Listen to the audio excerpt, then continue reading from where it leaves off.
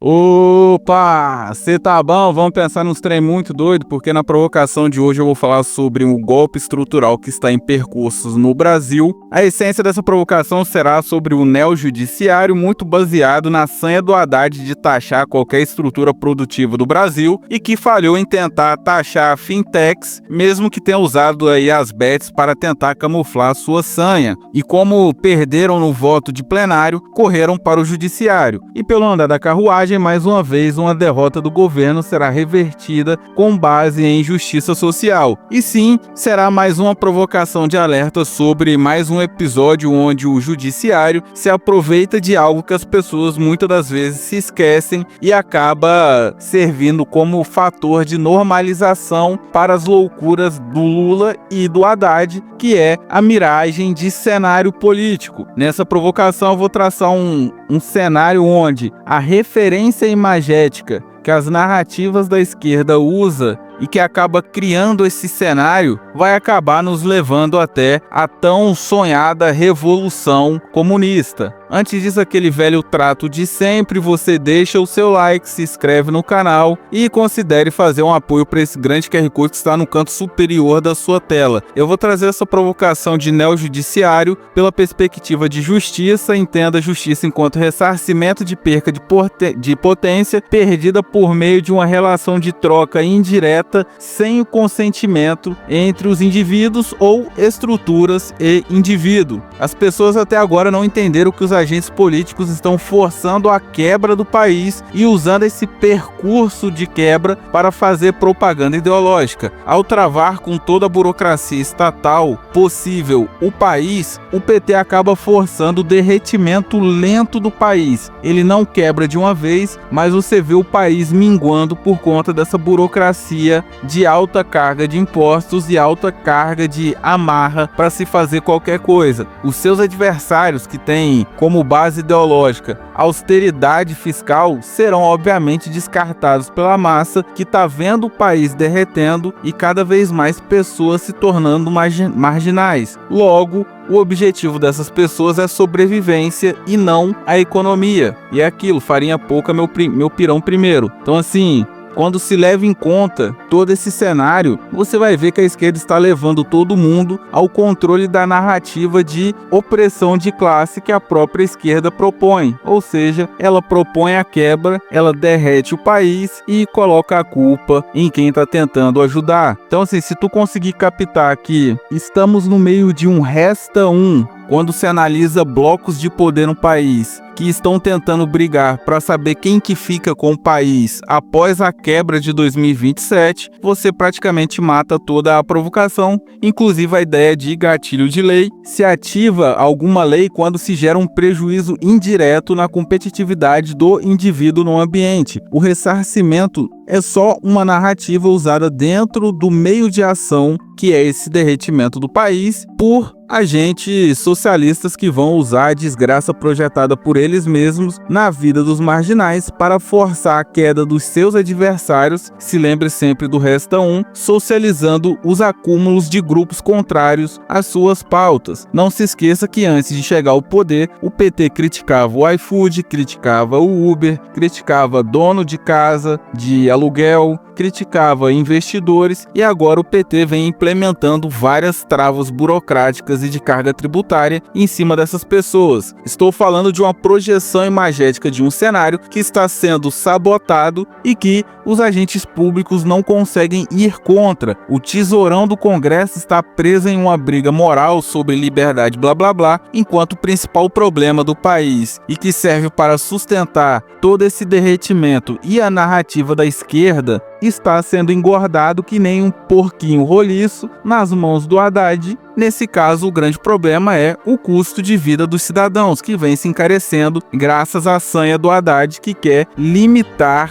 o acesso das pessoas para projetar injustiça. Então assim, se percebe muito claro essa ideia de neotecnocracia. Se um rei não faz chover, o rei tem que se desfalecer. Os agentes políticos não querem administrar os problemas do Estado por questão de interesses próprios e estão se escorando na tecnologia para controlar a massa que está indo contra a sua negligência com o problema da multidão, com o problema de todo mundo. Então, assim, vão fingir de maluco enquanto o Estado está simplesmente derretendo. Estamos vendo o cerco aos acúmulos dos cidadãos cada dia se tornando ainda mais repressor. A ideia é clara: os acúmulos dos indivíduos derreterão junto com o Estado. É necessário todos na merda para que não haja uma contra-revolução. Não se esqueça, todos esses projetos partem de uma ideia revolucionária. O controle da população está sendo proposto como um benefício, uma ajuda para se equilibrar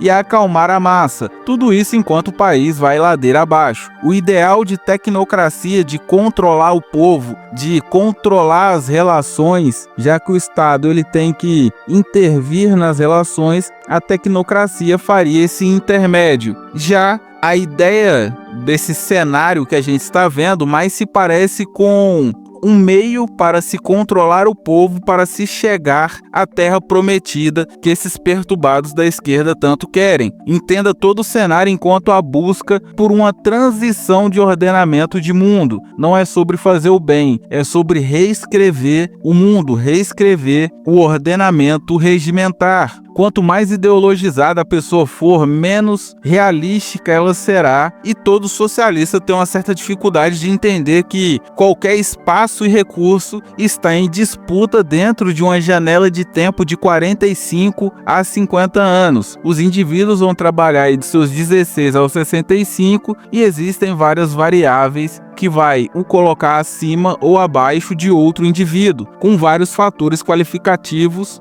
como noção de produção, experiência produtiva, network, inteligência e também o dinheiro. Então, como disse nas provocações passadas, isso é algo óbvio, porém, o interesse socialista é o de destruir qualquer coisa que não seja a sua terra prometida. A manutenção do ambiente está acima dos propósitos dos indivíduos e deve se manter neutro, apenas focado aí em manter justiça enquanto proteção dos indivíduos dentro das suas competições por espaços e recursos, ou seja, os seus acúmulos. As pessoas não conhecem as regras mínimas de como funciona a máquina pública que rouba os seus recursos. Acho que até mais importante que aula de economia, o que se tinha que ter nas escolas era aula de estruturalismo. As pessoas têm que entender como funciona a mistura de sociologia com espaços estruturais, porque só assim você entenderia que essa ideia de justiça social é só uma loucura. A ideia de trazer ressarcimento a indivíduos que não conseguem competir é idiota e ignora a realidade. É óbvio que não existe pareamento ou sequer a presunção da equidade competitiva social dentro de qualquer dinâmica de competição dentro do ambiente. O fator qualitativo entre os indivíduos impede que haja algum tipo de princípio de igualdade. Todos os indivíduos são desiguais dentro do seu potencial e dentro das suas potências. Então, é impossível que haja algum tipo de igualdade. Logo, fica evidente que a justiça social, que é uma abstração do conceito de justiça, é só uma narrativa que usa a desgraça provocada por eles mesmos como meio de ação para acelerar a queda dos seus adversários, os sacudindo como um pedaço de carne para uma horda de zumbi. Vai ter que ter uma quebra de ambiente para que haja uma reinscrição do ordenamento regimentar e, obviamente, grupos irão concorrer a esse domínio de ambiente. O que estamos vendo hoje nesse cenário é a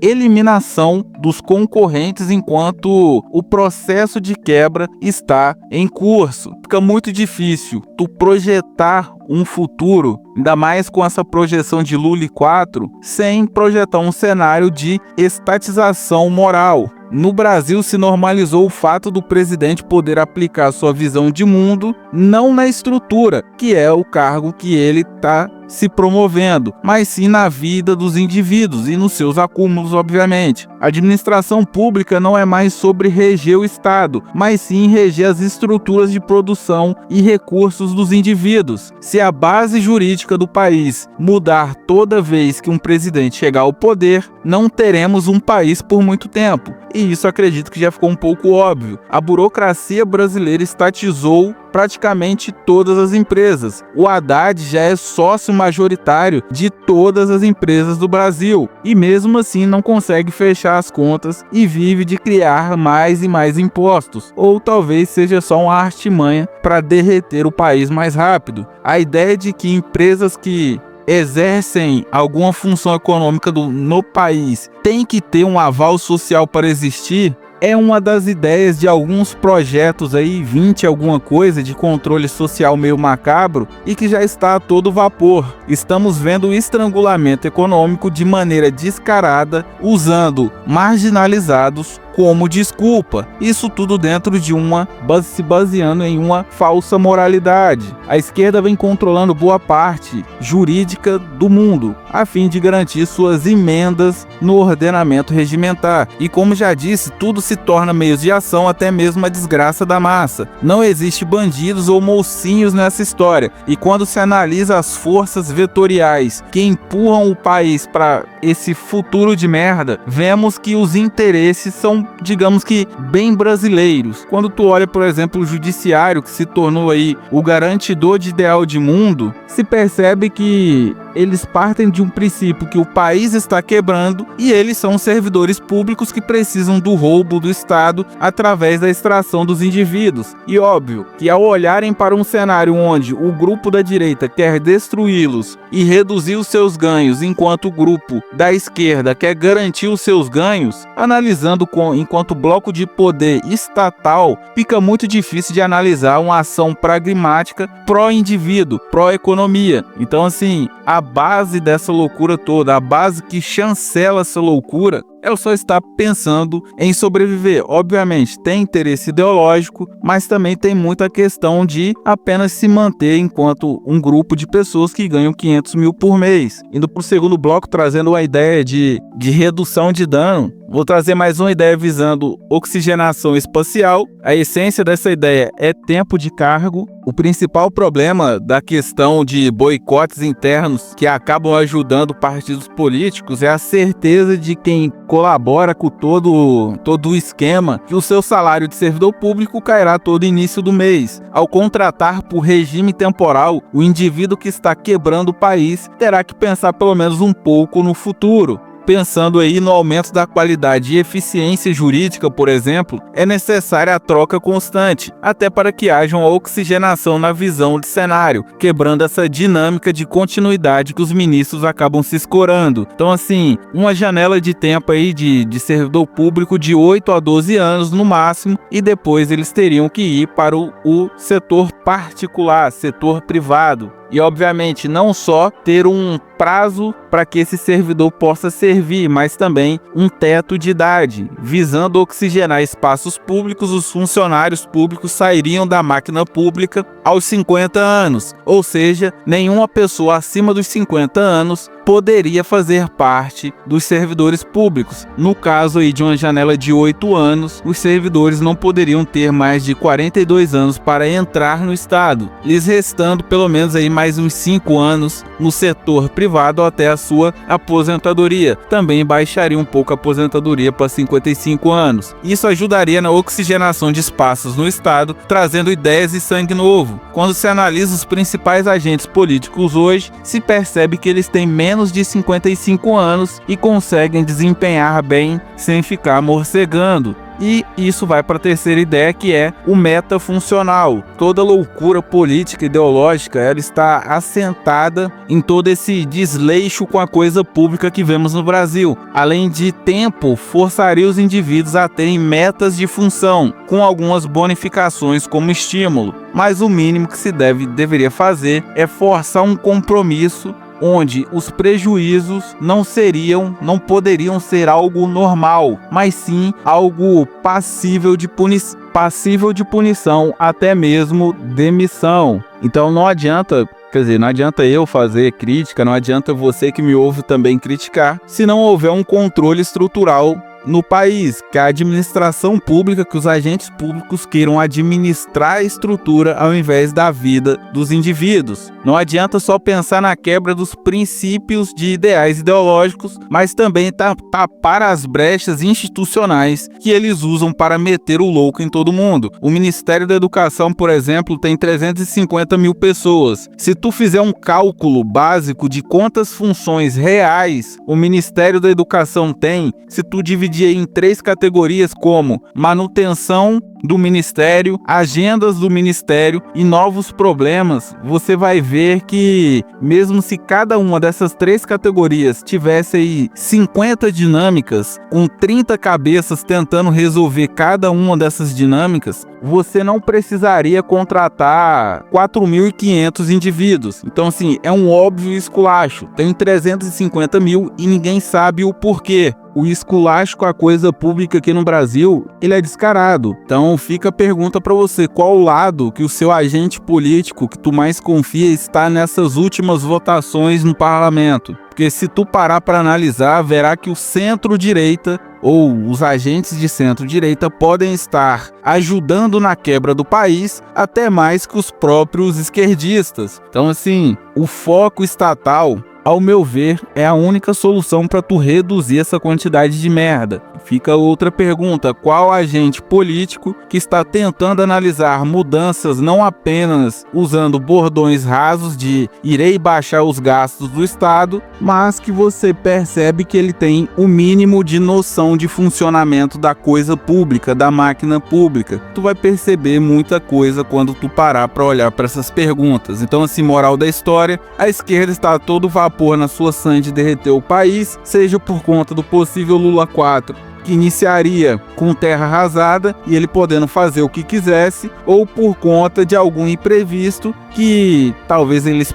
acabam perdendo a eleição e eles simplesmente usariam toda a própria desgraça que eles plantaram para continuar tentando eliminar os seus adversários. Estamos dentro de uma guerrilha econômica. Quando se analisa os gastos do governo, não se vê onde está sendo queimado tanto recurso que está vindo através dos impostos. O Haddad está derretendo o país apenas para fazer garantias de voto para o curral do Lula para as eleições do ano que vem. E mesmo assim ainda está caro, usando espaços fantasmas, servidores que vão lhe ajudar e que ninguém sabe quem são. Os espaços públicos são ocupados por pessoas que ninguém sabe quem são e se estão a fim de alguma merda. Sem oxigenação de espaços, o acúmulo de maluco dentro da máquina pública se tornará insustentável, beleza? Toda provocação à revolta de Atlas, retire crédito desse sistema desgraçado, retire crédito emocional, olhe apenas para as dificuldades do seu cotidiano, abandone causas macro, elas não lhe trarão algum benefício.